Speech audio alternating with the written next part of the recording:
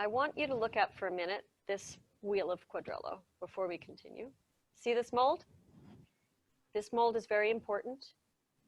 Some molds are different than other molds in cheese. So this happens, this is what we call a washed rind cheese.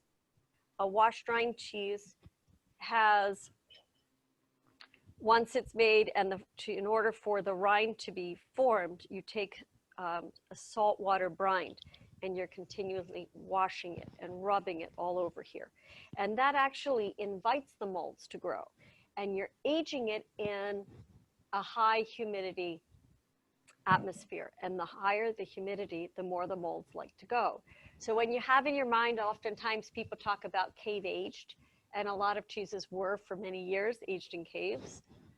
There's high humidity in the cave, so those molds just are like hanging around, and then they like to attach themselves to the wet and the humid part in the cheese. And we need that mold for the development of the cheese, for it to be good. And the actuality, mold shows you that a cheese is alive. If you ever buy cheese and it stays in your fridge and it doesn't grow mold, that's when you need to be worried, because that's not normal. That's not normal at all. So more and more we're showing cheese with mold. It doesn't mean you have to eat the rind. We should talk about that too. Let's do that. Let's talk about rinds and how you organize a cheese plate for a second.